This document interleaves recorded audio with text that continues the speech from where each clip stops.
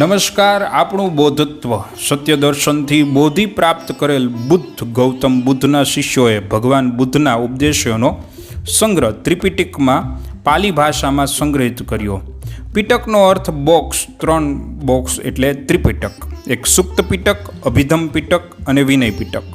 સુક્ત પિટકમાં ધર્મ સંબંધિત ચર્ચાની વાત છે, જેમાં બૌદ્ધ ગીતા ધમ્મપદ સુક્ત પિટકનો જ તે ભાગ ગણાય છે. અભિધમ પિટકની અંદર બૌદ્ધના વિચારોનું સંકલન છે, જે મનોવૈજ્ઞાનિક સંબંધી બાબતો ગણવામાં આવે છે. વિનય પિટકમાં નીતિ સંબંધિત બાબત છે કે જેમાં ભિક્ષુકોના જીવન કાર્યની પણ વાત આવરી લેવામાં આવેલી છે. ગ્રીક રાજવી મિનલ્ડર બૌદ્ધ બનીને રાજા મિલોપદ બન્યો અને તેનો એક અદ્ભુત ગ્રંથ જે છે એ બૌદ્ધ શિક્ષક નાગસેન અને યુનાની રાજા મિલન વચ્ચેનો એક સંવાદ છે એ ગણવામાં આવે છે.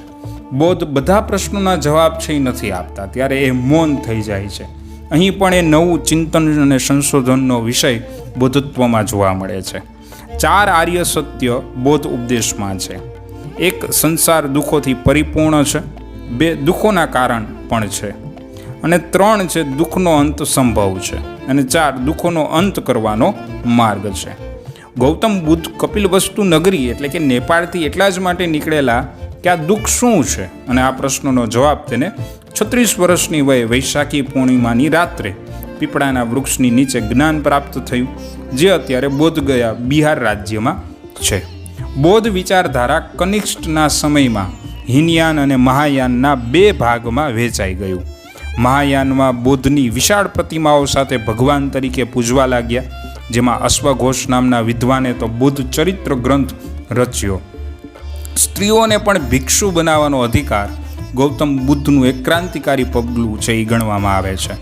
સમ્રાટ અશોકનું નામ બુદ્ધત્વમાં બાકી રહી જાય એવું બની ન શકે. સમ્રાટ અશોકને ગાદી મળતા જ તે 8 વર્ષ પછી કલિંગ સાથે યુદ્ધ કર્યું. આ યુદ્ધમાં હિંસાથી ત્રસ્ત આત્મશાંતિ ખોજમાં સમ્રાટ અશોક બૌદ્ધ ધર્મનો સ્વીકાર કર્યો. દીકરો મહેન્દ્ર અને દીકરી સંઘમિત્રાને ધર્મ પ્રચાર માટે શ્રીલંકા છે મોકલ્યા.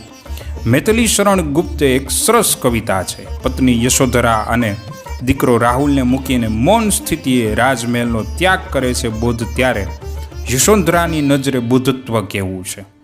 ત્યારે મૈથિલી શરણ ગુપ્તાની એ હિન્દી કવિતામાં કહે છે કે ચોરી ચોરી ગયે યહી બડાઈ વ્યથા થી, સખી વે મુझसे કહ કર જાતે.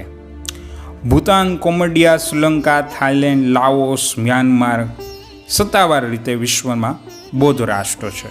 ગુજરાત રાજ્યમાં બૌદ્ધ ધર્મ સમ્રાટ અશોકના સમયથી માંડીને ગુજરાતમાં મૈત્રિક યુગ સુધી પ્રચલિત થયો. વલ્લભી વિદ્યાપીઠ બૌદ્ધ સાધુઓ માટે વિશાળ વિહાર છે એ બનાવેલ છે. સ્થિરમતી અને ગુણમતી નામના બૌદ્ધ આચાર્યોએ વલ્લભી વિદ્યાપીઠને સમૃદ્ધ છે એ ગુજરાતમાં બનાવેલી હતી. શુભ શરૂઆત વાર્તા વિથ નીરવ પર આપણું બુદ્ધત્વની એક વાત. એક કોફી શોપમાં એક ધારું કામ કરીને એનો જુવાન માલિક કંટાળી ગયો. સતત ગ્રાહકોના ઘસારાને બસ મોનોટોન્સ એવું કોફી બનાવવાનું જ તે કામ કે જેમાં કોઈ ચેન્જ નહીં, કોઈ ગ્રોથ નહીં, બસ બીજા માટે કોફી બનાવ્યા કરવાની અને એકની એક જ તે સ્મેલ લીધા કરવાની. થાકને લીધે એનું માથું દુખવા લાગ્યું. થોડી વાર માટે કાફે છોડી રોડ ક્રોસ કરી હોસ્પિટલમાં ગયો કે જરા તરો તાજા થવા માટે, કે માથાનો દુખાવો મટાડી દવા લઈ આવ્યા.